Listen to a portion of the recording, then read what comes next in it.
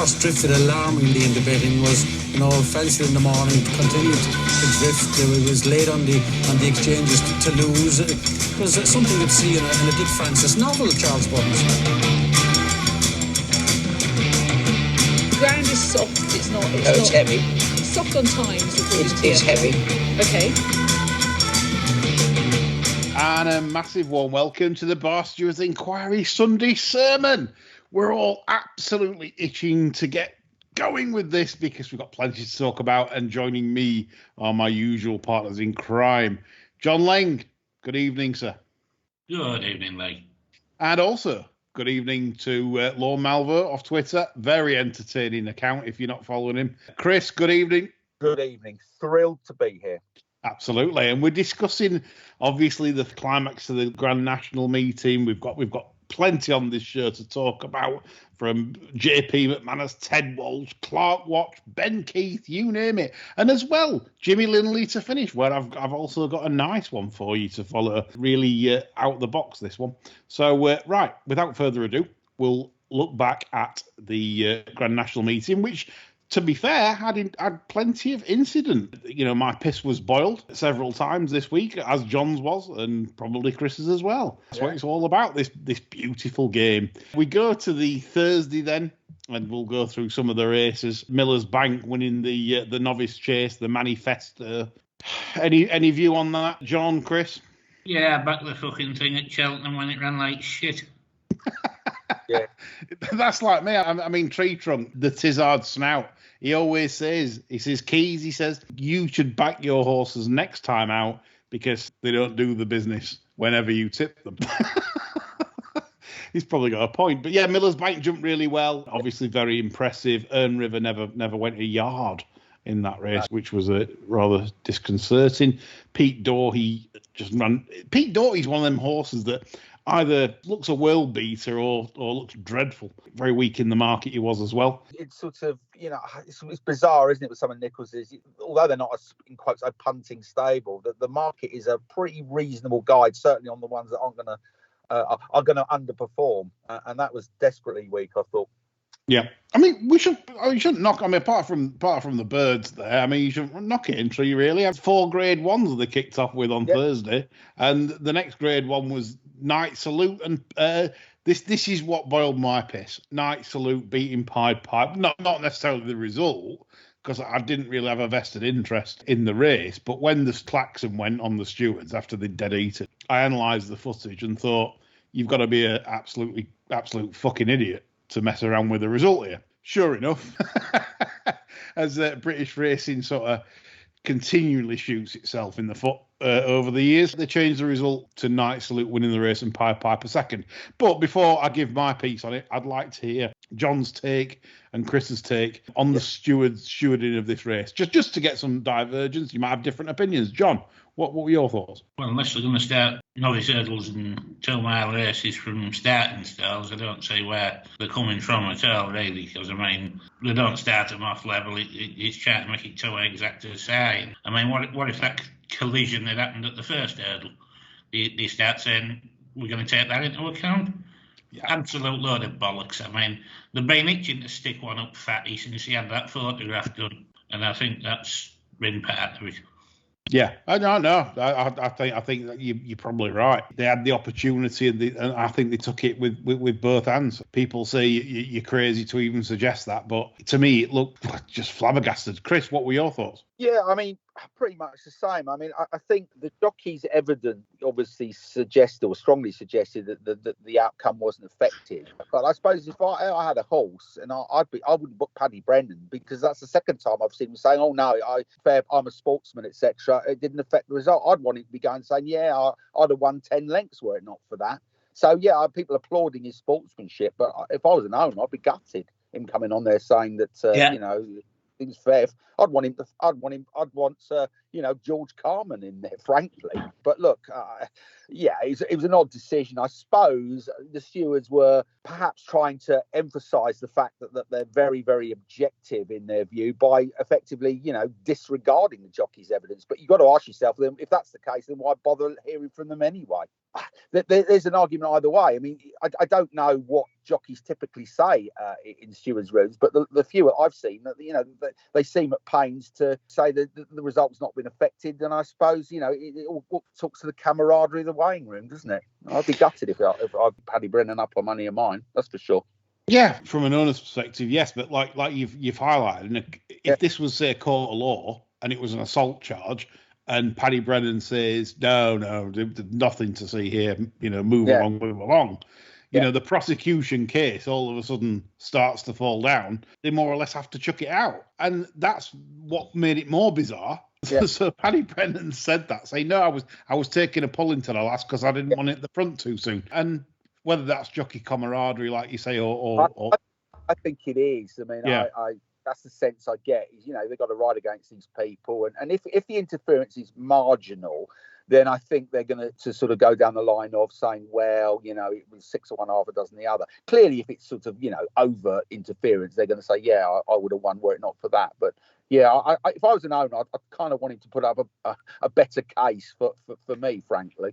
Yeah, and I think Twitter agreed with what we're saying in terms of changing the result. But one person who didn't agree with me, and I was arguing with him quite vociferously on chat room, was Christian Strangeway, a good friend of mine, professional punter. He was of the view it should have gone. I am not happy with this line of sort of judgment. I'll tell you why, because where does it stop now after this? Do we then go back to the third last? What happens if it happens at the third last or the second last? Or it kind of opens up like cans of worms. You start going further back into races. Bearing in mind, it was a magnificent finish where they had 200 odd yards after the last. It's quite a long running Aintree. And where they stayed gun barrel straight, the pair of them, they never touched. And it was like hammer and tongs, jockeys in full flight, right to the line. It was on the nod. If it had been a nod before, then it's the other one. If a nod before, and so on and so on. How can you start bringing misdemeanors in from further out? Because like you said, Chris, in a way, I had one last year at Newbury. It was a night meeting. I can't remember the names of the horses. Too many gins and too far back. But what I will say is, the winner broadsided me at the start, out of the stalls, crossed over me. I had to snatch up, badly hampered. I was beaten a neck by it at the line, right? 100% I'd have beaten it if that didn't take place. There wasn't even a steward's inquiry. Now, What are we doing? Are we saying that, right, then everything has to be looked at during a race, where we're going to have lots of stewards' inquiries if that's the case? I do take on board the comments of people that say, well, winning, we don't kick enough out. You can literally get away with murder. I do take that on board, and I agree with that. I think also, like John says, on past episodes, where the problem is they've given the stewarding jobs to like ex-jockeys, thick people that just have no right to be making judgments on people's money. Marginal, wasn't it? That's the thing. It wasn't so you say, well, it's a bit harsh, but you can see it was you could barely quantify the interference, couldn't you? That's the problem. It was a fact, but it was so unclear. I think the safest result would be to keep it as it is, because it was it was 6 or 1, half a dozen the other. Yeah, but that's it. I mean, for me, we'll end up like VAR, where you start drawing lines and you start saying, well, it was a dead heat, and it did come across it slightly, and yes, it probably sort of stopped its momentum a little bit, and well, if it's a dead heat, then it's got to get the race. But and you see it now. Players will get literally tapped on the little toenail by another player, chuck themselves to the floor, but because it's technically a foul because the other players tapped them, you're playing into the hands of the victimhood, the afflicted, and this is where jockeys, if they start making decisions like that, jockeys will start making meals of things and saying, well, look at this, he's chopped me up, and then snatch up really badly and make it look worse, that make situations worse than it is. I don't want to see situations where the victim is overly supported. I think it should be, unlike America, categorically clear that a real offence took place. You can absolutely 100% see that the second would have won or whatever, this, that, and other, before you start messing with And it's not, you're not looking at athletes, human athletes running in lanes where someone stuck their arm out and shoved someone over. There has to be a little bit of acknowledgement of the fact that these people are riding horses, none of whom know really what the objective is. And so I think a bit of common sense should come into play. But clearly it didn't apply this week, that's for sure. For sure. So that's some of the bar stewards' take on it. Interesting to hear your take on it. Get in touch with us on Twitter if you disagree. Any of the comments made, we love discussion and alternative opinion, but not too alternative. 255 was the Betway Bull Chase. Clan des Herbes coming right back to his best under the blinds. I felt on the day it was the right move to put the blinds on for the first time. The horse looks sourer than me with no gin, Newbury, and he sort of come back to the form of last year. It was a good performance, chaps. Yeah, the horse is an enigma, I think is the polite way of describing it. It's one of those. Yeah. I think as many Nicholses are, that they're kind of like, you just can't seem to get a handle on them. That yard for me is just unfathomable. I mean, they can run like drains, and then all of a sudden they pop up at a price. Don't know. I suppose the owners don't care. They're copying prize money, but from a punting perspective, it's like, never sure what's going to happen with them. No. Then the Aintree hurdle was won by Epatante. Again, the old mare's allowance debate. I'm sorry, but I'm in the camp of it's too much. Literally, you can see. I pointed stats out, and I know breeders and stuff are saying, well, we want to like encourage people to run and breed mares, and I get that. I do get it, but they've upped it from £5 to £7 since back in the early 2000s. For me, it's obviously too much. Now I know it doesn't make a difference here. Like, it's won by 14 lengths. I know that if you add up over time, the £2 difference is going to make a difference to some finishers. For example, when Epatante dead heated with Not So Sleepy at Newcastle, things like that. This is my point, that I think mares are too fairly treated. We've seen an abundance of mares winning grade ones against the males, and I'm not a fan. I want to see championship racing with fair allowances. People in betting aren't daft. They know when the allowances are wrong. They used to bet 3-year-olds in June and July against the older horses because the allowances were just miles out. That's my point. Get it right. £7 is too much for a top class mare racing against other top class males. It's the over jumps. It's that simple. The stats prove it. It's a system in itself. You can't, over the years since they made it £7, you're making plenty. So it's wrong. It's out of kilter, and I'm not into all this. Well, let's encourage it. No, let's not encourage it. Let's knock it down a 5. John, any view on mares' allowances? Nothing contradictory to what you're saying. I do think it's worth pointing out with this Epatante. I think this has been a really good piece of training from Popeye, actually, because I think he's got this horse back better than ever. I think the horse is in better nick now than when it won the champion hurdle. Well, it could also be that she just might have wanted this trip for a while. I was worried about her getting home, really, because she pulled quite hard in the race, but yet saw it out really well. And I'm thinking, I wonder if she's 8. Well, she's 8 this year. Obviously, if kept in training, she'll be 9 next year. I wonder if that was the thing. Maybe she'd have gone over 2.5 miles before now. Maybe. On to Friday then, chaps. And Wanker Dan, John. Blagged in the absolutely lagged up in handicap hurdle grade 3 opener. The paper made it one of the best bets at Cheltenham, wasn't it, really? Yes. Good evening, listeners. Yeah.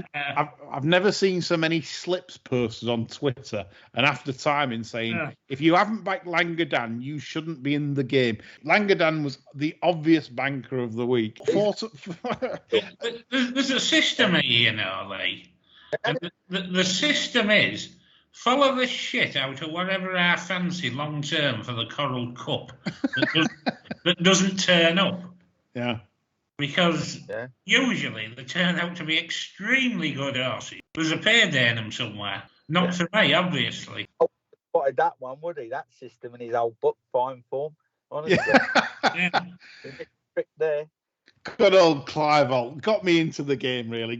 He seriously got me interested in racing. That it's a sad admission, but he did. I must have read his book 78 times as a teenager, and I recommend anyone reads it because good old Clive, he could have to time a good winner. It was intriguing reading though. The Irish coffee at Haydock after he'd had 70 notes on 1 at 6ers. Kind of thought, I wish I was there to have the Irish coffee because And the unopened wage packets from the gas board. Absolutely, yeah. I built up my betting tank with the unopened wage packets. Yeah.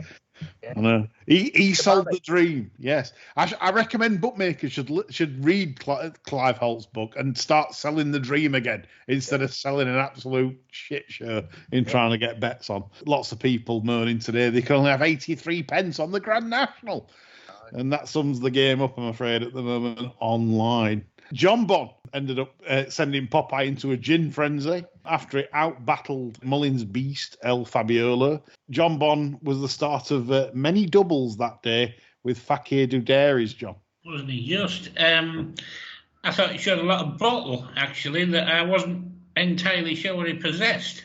And I was quite impressed with the arse, really. I was stuck on there. You know, I disagree with you here, because if you watch Haydock back, and I made this point, I think, on an earlier pod about Haydock, where he was badly ridden. I think it was Nico on him that day. I mean, it probably explains it, but you know, I mean, Nico had sort of dropped him out. Haydock Brian Hughes had gone to the front on McCain's, and we all know Haydock. It's not quite the 2 miles. It's quite a sharp track on the hurdles course, and I just felt that I thought he did well to win there. He looked well beat. I think he went like 12s in running.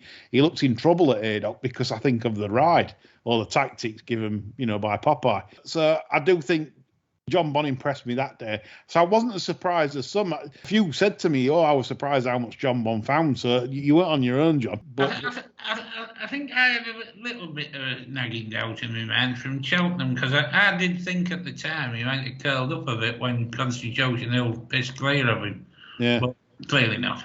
Yeah. It now proves that Constitution Hill's an absolute quality animal. Proper Ross, isn't it? Yeah, proper Ross. And then Ahoy Senor winning the 255, bit of a non-event for me, because even though he's probably the most talented of those novice chasers in terms of engine, he's very quirky. And I think the jump into the right actually put them all off, because the first one to sit outside him was Cobden on Brave Man's Game. Ahoy Senor jumped across. Then Cobden switched to the inside, forced thick Charlie Deutsch to go to the outside, and then kind of put that off for a bit because he kept on jumping right. And whilst, it was still a nice performance from Ahoy Senor, I just don't think anything performed in that. No, they didn't, did they? I mean, Brave Man's Game was shit. He didn't really. But Nichols, like I said, Nichols all week. Some have ran well, some have ran absolutely desperate all week for Nichols. It's a funny yard, the Nichols yard at times. It's like he sent them out to Venetia's as a satellite yard, isn't it?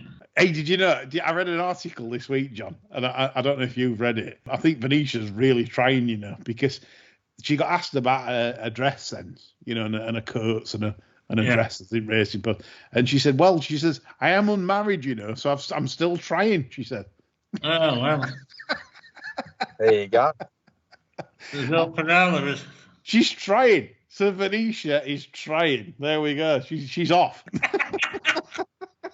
Yeah. Anyway, Fakir Dudaris then wins the Marsh. Obviously, as soon as Shipman got up sides, you knew that was going to curl up like a big turd, which it did. Fakir in the end won nicely for the obvious double backers who were booming over to boom. The booms were really on fire then. If you ever watch Twitter, it's quite funny. All the big, £50 double, £100 double, £20 double, obvious double, of course. To follow up Langadan. If you aren't back Langadan or you aren't had that double, you're an idiot. So we then moved. Yeah, so then we moved on to the top of all three of us being idiots. And Mac Totte for the Bowen family. And to be honest, this got me going, actually, because I was like, of course I'm a racing fan. And when you see things like James Bowen had to ride for Popeye, he missed the ride. It was his ride. Sean got on. And to see James sprinting from the last fence and then like congratulating his brother and hugging his dad after, like, I just thought that were nice, because there's certain trainers and owners you wouldn't feel that way. You'd think, well, you're entitled, you've got plenty. It doesn't kind of pull on the heartstrings as much, but that for me did, because I just felt for the brother to show that much. Me being a bastard, I'd probably go, fuck him, that was my man. Yeah, well, all right, then. That's enough of that. Let's get back into proper bar steward mode. Let's just point out that the handicapper deserves a red hot poker up the end of his cock. Because it's not 5 minutes since it wins at Aintree anyway, off 135. It does nothing to justify the £7 drop in between. I mean, it's pulled up and fell in 2 of the 4 runs. Yeah. The Newcastle run was a non-event, a 3-horse race, where I was having a skull round. He's back off the same fucking mark and they've helped themselves. Well, I don't blame them, but come on, Mr. Handicapper, let's have a bit of realism about this. Yeah. No, fair point. Like you said, same season as well. Like you say, it's not long enough between drinks, John, is it? He's been well enough back. They know what was going on there, don't they? Yeah. No, well, that's why probably James had 3 or 4 grand on. Yeah. That's why he's running like that from the last. Fucking hell. If I had 3 or 4, and I'd have beaten. So yeah, right. So that's the bar steward's take on the emotional moment described by Racing TV and all the publications. Expertly summed up. The cock of the handicapper. Expertly summed up by John Lang, as usual. We've gone to yesterday's racing, sorry. We look at the Mersey Novices Hurdle where 3 Stripe Life did the business. I really fancied North Lodge. Thought that more in the tank with that. It's a nice horse for next season. It finished full of run to the line. It's not been heavily campaigned. I like what they're doing with that. Owned by the McNeil family as well, John, and the daughter got an outing on ITV today. I wouldn't call it an outing, you know. I mean, we haven't heard she's a raving lesbo out like that. I just get the feeling that the next move from ITV will be to give young Ella a bit of a screen test. It would not surprise me if she was making an appearance before so long. Yeah. Did you like her, John? Well, she can speak clearly. She's obviously been to a good school. She's got the right background, hasn't she? She ticked all the boxes for an open recruitment competition where the best candidate gets the job. That's the way racing works, isn't it? Always. Yeah, absolutely. And Carl Swanson's been on regarding ITV coverage, and I wasn't watching the ITV coverage for the meeting. I know, John, you've told me you have it on as background noise, but he says... Yeah, it's in the other room. What it is, I don't like sitting in silence, and I just have it on for a bit of background, and I'm sat in the other room with my computer, and... I thought you were going to say cock out, then. Yeah, I was going to say, yeah.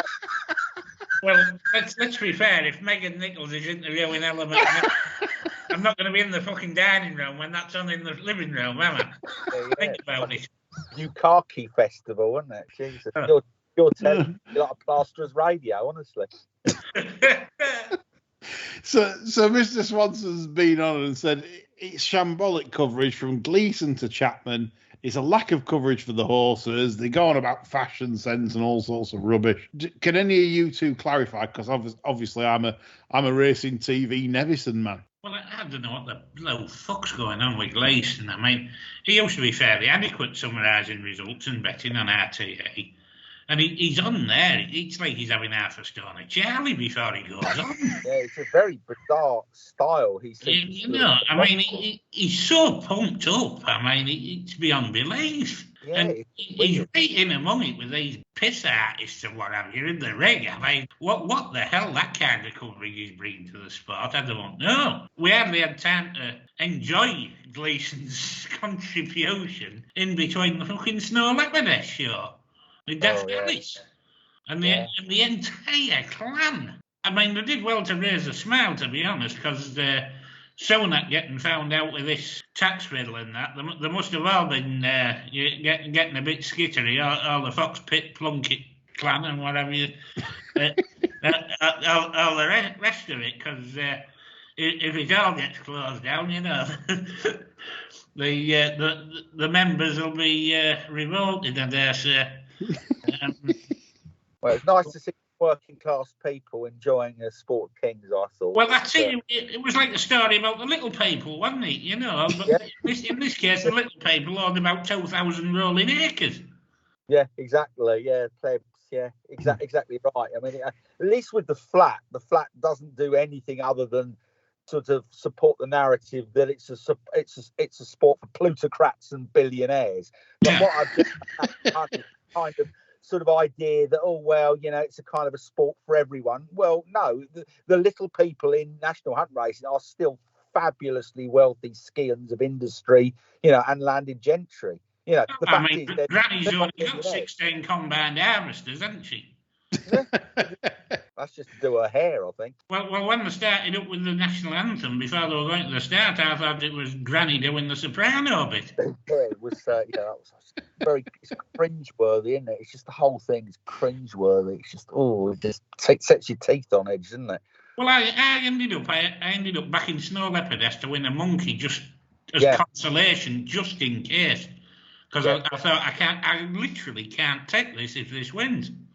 No, it'd be unbearable, wouldn't it? It's just horrific. God Almighty, can you imagine? 40 quid at 14s on the machine. Yeah, well, that's pain away, wouldn't it? It's amazing we have to go through. We have to back horses so we don't feel pain if something wins. I know. Listen to that shit. God Almighty. And everybody was great. I counted. She must have used that word "great" about 30 times in about 2 minutes. The great Ted Walsh, the great Ruby Walsh, the great so-and-so. Everyone was great. Okay, so we move on to the 3 o'clock, which was the Poundland Maggle Novices Chase. And interesting, I thought here, chaps, that for pleasure decided to throw everyone a curveball and one in the Ghoulies for anyone that sort of like backed him as a back to lay at big prices, things like that. They decided to change tactics and let Wicked Willie and Mark Walsh make all. John, did you have any view on this? Alex Hales might have backed the winner, eh? Well, it's interesting, isn't it? Because I know for a fact if I were changing tactics, and that were obviously discussed by them, they thought they were obviously riding for prize. I think they were riding for prize money. I think they've looked at that and thought, look, it's 12,700 for third, it's 6,300 for fourth. If we can get third, it's a right result. And it's like, well, they didn't get third because they were. But they looked at that and thought, well, Pumpkinheads can run anyhow, and if we can't beat the Dizzy Tizzies, we want shooting. Yes. And then, of course, that just fell into the lap of Gentle Demi, who was fancied, John, by Declan. He made a good chase for the horse on Friday night, yeah. Fair play. I love Declan's Irish angles because he doesn't like short prices and he always tries to take on the obvious. And I think Edward Stone was vulnerable today. Do you think there were some maybe signs that Arkle had left its mark a little bit? Well, you know, my view is nothing that runs at Cheltenham should ever run again. So. like we said at Air the other week with the Popeyes. Exactly. Case in point. So no, that was good stuff. The Liverpool hurdle was won by Flooring Porter, left punters floored, hopefully Blogger and people like that, and Stallion. Sire de Burley, another key system, John. Keys tipped up at Cheltenham. I was going to say, you won't let that run loose at 16s, did you? I didn't. I know that sound. I hate saying that. You know, punters hate that, don't we? Oh yeah, I've backed that. But yeah, I'll tell you the truth. I had 80 quid at 24, and only because of that reason, John. Because literally, I'm sick of backing horses that I like and think you've been primed for a certain occasion, and then shit happens, and then you get this today, and it was sort of like the form from when they met before. Obviously, Flooring Porter came out on top when they last met, 18th of March 2021 in the Stayers Hurdle. So there's only 3 lengths to find, and I thought, well, 24s, it ain't bad really. Well, you couldn't price it up to beat Flooring Porter, but there's nowhere on God's green earth it should have been 24, should it? So no. You had to do something when you're so confident that it run the big and that last time. Yeah, I mean, I honestly thought it went percent on what I saw at Warwick, and then obviously one fell in front of it at Cheltenham, and it just didn't perform. And it was a slush day, wasn't it? So yeah, and then to finish the normal action, you had a big mention for Sam Brown on the pod. Well, I don't know about big mention.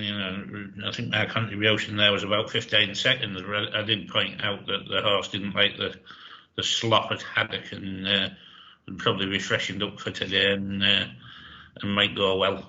So.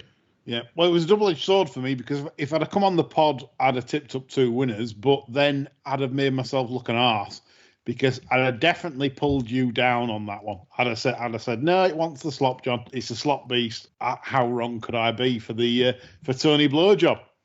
Exactly.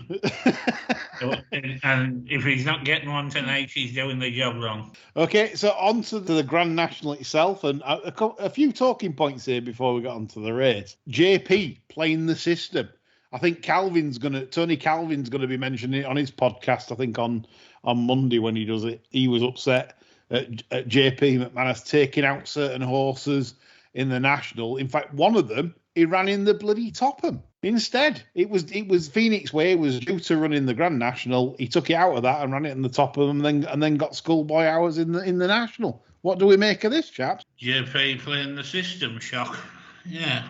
Is it cricket? Is it? I mean, obviously it's within the rules because if it wasn't, it wouldn't be allowed. But it's not cricket, but we'd all do it. I mean, the one he got in, good God, it had a better chance than Easyland because Easyland appears to be dead. Why would anybody run Easyland when they had the option to do the other? It's probably not in the spirit of the thing, but I think it's a hard call to say none of us would do it. Yeah. But should Phoenix Way then have been allowed to have run in the Topham? Well, if it had run out at the first or something, he might have wanted to run it in the National. And I mean, if you go back a bit, Churchtown Boy won the Topham and then ran second in the National. It can be done. I mean, I know they're not doing it every year, but who are we to say you can't do that? It's his horse. If he's paying the entries. I'm not a fan though. I think it's like for Phoenix Way, he shouldn't have ran in the Topham because he was down to run in the National, and that's that for me. I don't think you can then just decide, well, I'm going to run here. I don't know. Well, I think you disagree, John. You think are you all fair with it? No. I mean, I wouldn't say I disagree in the spirit of it. It's just he's acted within the rules, hasn't he? I mean, I'm not saying I think the rules right. I can see why he's done it. That's a different game altogether, isn't it? Yeah, Chris. Well, I think I agree with John. I mean, he's not suggesting it's right, but if the rules permit him to do it, I think we'd all do it, wouldn't we? It's JP Manners after all anyway. So, yeah. Yeah. Well, you're right. We'd do it. John would do it. Yeah. We'd all do it. So yeah. So it's no good sitting on moral perches and saying, well, because we'd all do it. So yeah, we've kind of summed that up. On to the winner, Noble Yates, which of this year's National, which was Sam Whaley-Cohen's final ride. I mean, did you feel it, chaps, for the common man? Like the did you get the tears and the adulation? I did, tears. I was peeling a fucking onion. That's why I was crying. It was good for the working man, I say. John? Yeah, nice to see the lower orders bagging a winner, wasn't it? Yeah, what I found funny was the aftermath. They're all sticking the microphones in, and Sam Whaley-Cohen stood there with his kids. And who pops up behind? It wasn't Noble Yates, it was Dave Yates, John, straight in behind. And I'm thinking, he's getting a bit close to Sam Whaley-Cohen's children. It was rather unsavoury. He was pushing his way in, shoving his well, don't get the wrong impression. He was shoving his dictaphone. Not a metaphor. It's like Forrest Gump, isn't it? Every there, honestly. But yeah, he was there again. No wonder Tony Calvin took offence and set about Dave Yates in the Sandown paddock, John. I mean, talking at Tony, hats off to him. He tipped the winner in the wake at 95 on Betfair. He did. And obviously Tony's going through a lot of problems at the moment. We wish him well. Hats off for that tip. Christ. Well, Calvin loves a big price. He's not daft, and he knows Emmet's got a carrot to toe up his slave, doesn't he? So probably a good shout, and check pace his first time has clearly made all the difference to that horse. What do we make, chaps, of Betfair SP here? 50-1 was the industry SP. The Betfair SP was 29.1. But I know we're saying criminal, John. I mean, is this Emmet Mullins doing a Ronan McNally and wanting someone's just gone in and had like 20,000 Betfair SP and caused an absolute ripple, or 10,000? I don't know what would cause a ripple to that magnitude, but clearly somebody's had a pork race at their death, haven't they? Oh yeah, I could see Betfair marketing that in the racing post for the next few years when they keep going on about how good it is with the Walls Ices on Betfair. Yes, 50-50 to 1 Grand National winner, 29s we paid. Yeah. Have that, lads. Stick that one right up. I mean, obviously, look, I can't say this with certainty, but I say this with pretty much, yes, I think so, that Betfair are seeding their own markets, and I wonder if this big SP bet, which clearly has to be for the case to go off 29s, as old Paddy Power have stood that. There's obviously some big bet gone in there, and they've obviously ended up stuck with a lump, because to go off 29s, that's how I see it. They must have stood a lump, because there's not enough money in the system to say if someone has had 20,000 at Betfair SP, that to that magnitude, it's going to cause it to collapse. So therefore, they must have stood some of that, because there's not enough money to sustain it. Well, we're all glad. We're all extremely pleased that that's probably the case. But yeah, so that was just interesting, I felt. But I mean, I couldn't believe what the interview after the race with Ted Walsh. I mean, fair kudos for shoving the microphone straight up Ted's nostrils after he's just got goosed on the running, by the Coens. But what I found hilarious was what he said after. And if I was JP McManus, I'd never have an horse trained by him again. Ted Walsh said he let Emmet Mullins use his Grand National fences for schooling the week before the race. Well, I think you'd have to bracket Ted with Thick Dave now, wouldn't you? We've got thick Dave and Thick Ted. We have now got two thicks on the Bar Stewards glossary. It's Thick Ted. I mean, I'm sorry, but I don't care whether you're friends, whether you break bread together, you go on holidays together. I don't care. When it comes to that, I'm sorry, you just say no. You just no, you can't do. Well, if you come to my national week and said, look, I want to do a bit of schooling, I'd have said, well, it cost me 1,500 quid, Emmet. I'll give you the bloke's number and he'll build you one. Yeah, exactly. Yeah. Exactly that. I find that astonishing. Just absolutely astonishing. And an astonishing admission from Thick Ted on that. So that covers the national off. Did we do any good, chaps, in the national? What did we all do? I got paid out on 6th place on Longhouse Poet on a each way multiple bet that I had going all week. Yeah. That was it. Well, punters will be pleased to know that I had 4 bets in the race, and I was 2 of them was out early, but I backed the 2nd and 3rd, and win only. So that was a I had my biggest bet, and I enjoyed Delane. I thought I was robbed, really, because it was going as well as anything when he crashed out. Which one was that, John? Sorry? I enjoyed Delane. He fell at the first. Yes, I had him. For a few quid as well, but he was going very well at the time. So yeah, Cantering. We can look at that and say yes, unlucky. Okay, we'll move on to some other topics. Fuck Aintree, because we are heading for a real flat bonanza this week. Just a plug before we continue our final topics. We are doing a Craven preview show on Monday, and that will consist of me, John, and Quentin Franks going through our best bets for the Craven meeting, which I'm sure you'll find interesting. That'll be available and online at 7:30ish, 8 o'clock-ish on Monday night. So hope that's something to look forward to. And we will go through the final topics now, which are 1, Clerkwatch, which is Pontefract last Monday, John, and I took immense offence to the clerk last Monday at Pontefract because I saw the warning signs the day before. He was giving out good to soft ground, soft in places, or soft good to soft in places. It doesn't matter which way around you give it. But on his going stick, he had it at 6.1. So I went back through the Turf Tracks archive and I'm looking at 6.1s. The last time anything came close to 6.1 at Ponty was 5.8, which was soft, heavy in places, and ended up heavy that afternoon at Ponty in an October meeting. That was 2019. So I'm thinking there's no good to soft in that whatsoever. And what's pissing me off is that these clerks will do these readings and they'll say go at 6 a.m., 6:30 a.m. The dew could be out at that point at this time of year, etc. And you get that reading, punters get that reading and think, oh, well, it's good to soft in places. My horse has won on good to soft before. There was no good to soft in that ground whatsoever. It was a disgraceful going description.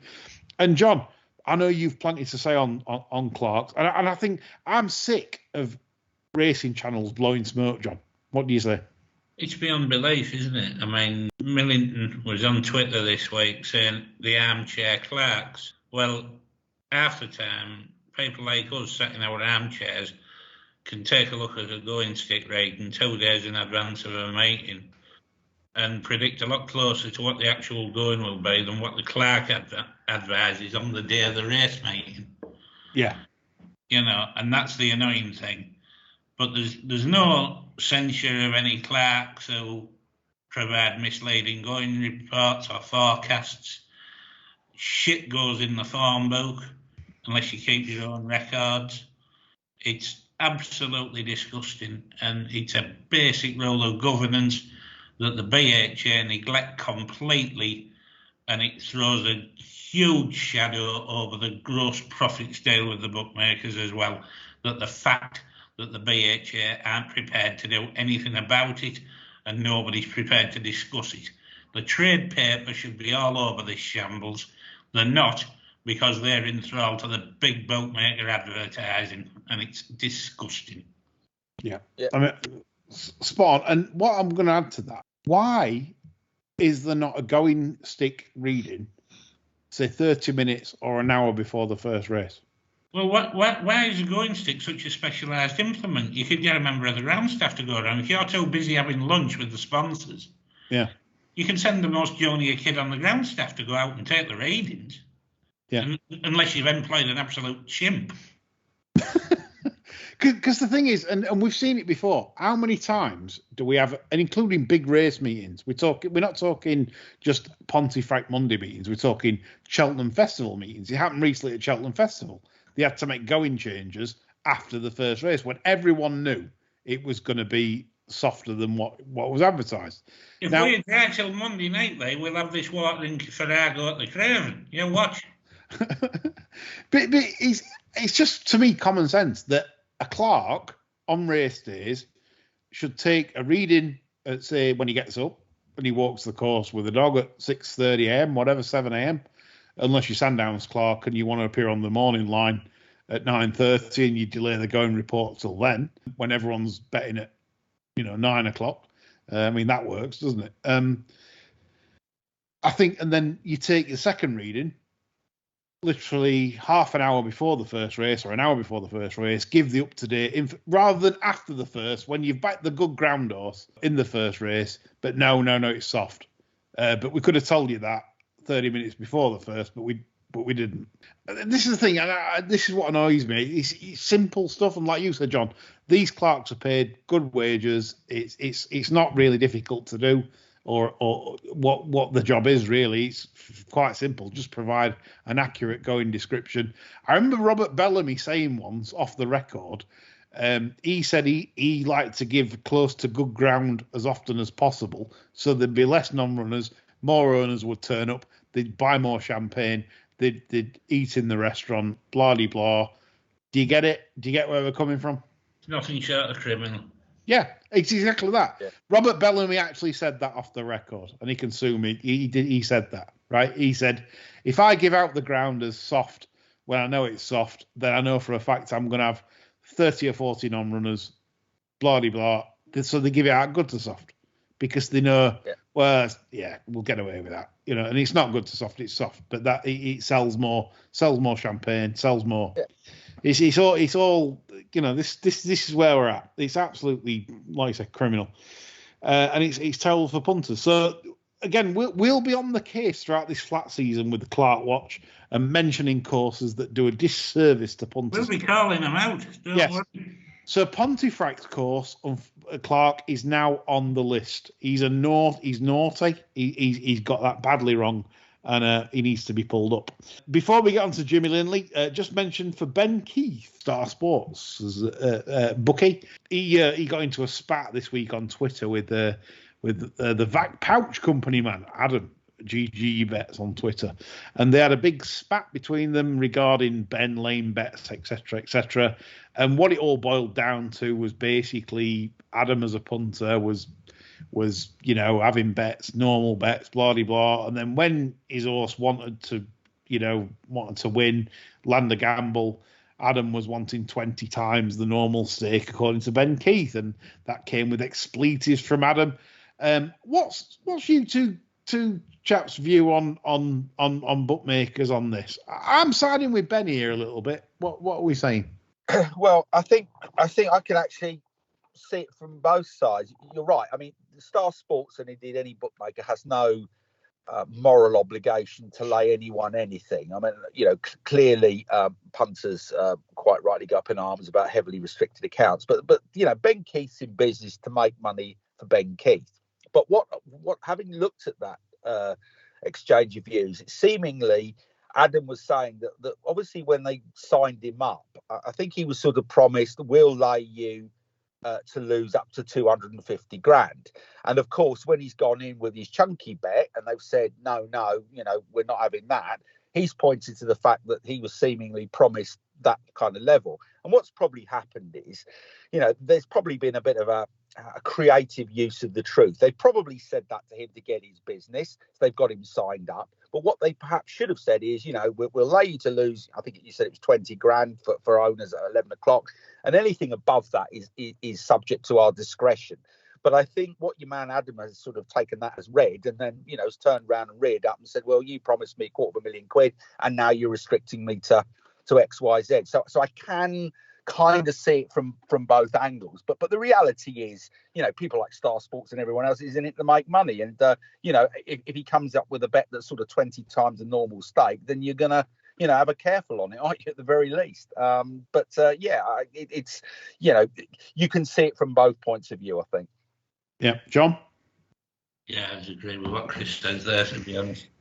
Yeah, I mean, I can't really add to it other than, as I said, if we were all sat there though, as bookmakers, you know as well as I know, if you're going to lay a horse to lose a lot of money that's got 4 coconuts, it's never been off. You can see it's been tenderly handled.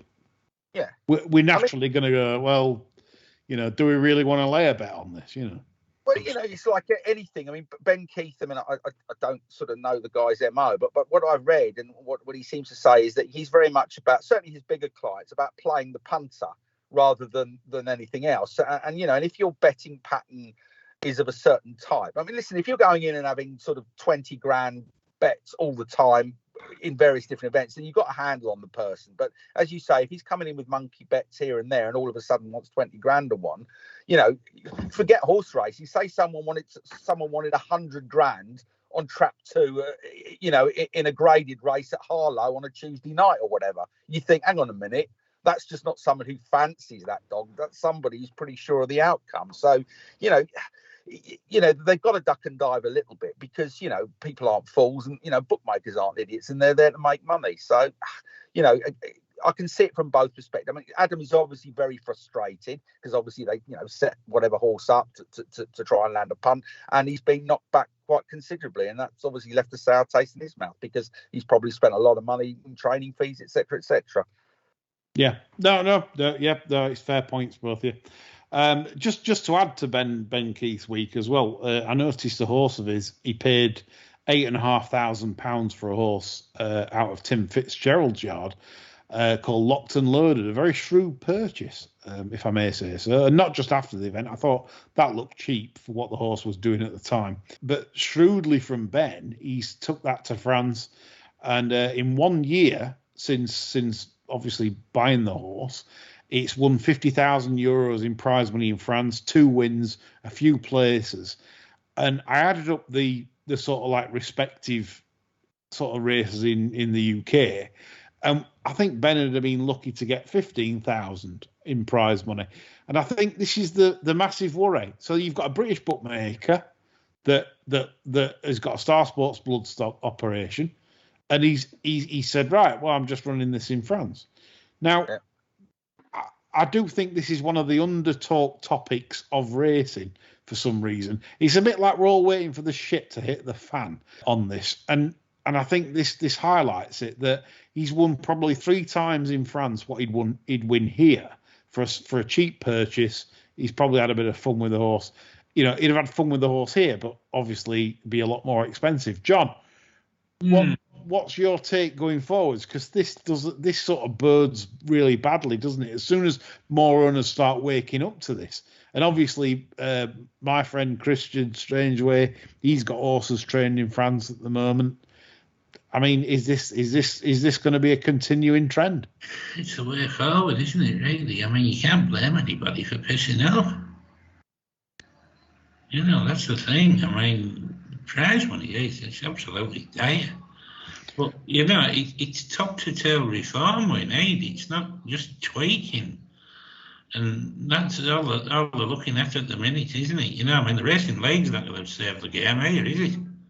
Well, this is it. It's gimmicks. And this is the worrying thing, that we get shouted down, us old fossils will get shouted down for sort of like criticising the racing league when that's not really solving any of the problems. There's no evidence of a long-term plan to secure racing's finances and make it sustainable.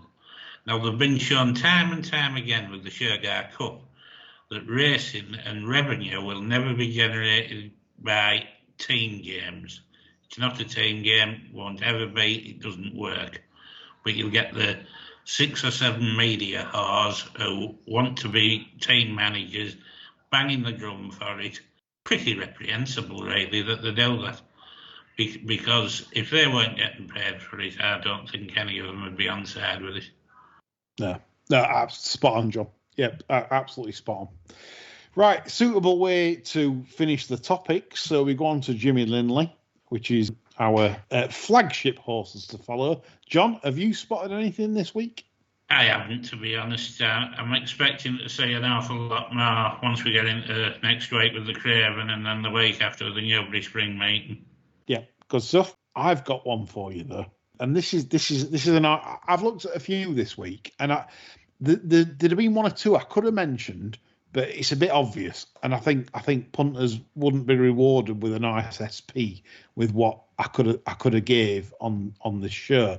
There's one of Menuzier's, which Goldsmith, ridden by Jamie Spencer at Kempton. That's obvious. That's going to be 6-4, 5-4. There's no point in mentioning things like this. Jim Bolger's one at Gowran, I think Fever Pitch. I think, or Pitch Level, I can't remember the name of the horse, Gin talking. But it ran at Gowran on Thursday or Friday. Odds on favourite, very unlucky. Again, it's just it's poor from me if I mentioned that. So what I thought I'd go for was a very interesting filly of Richard Brabazon, Irish trainer, called Fair Damsel. Now, this horse had 3 handicapping runs last back end and caught my eye on 2 occasions from the back, doing nothing. Riders doing absolutely nothing. And I thought, well, this filly's got a future, because they obviously want to bring a career going forwards as she matures.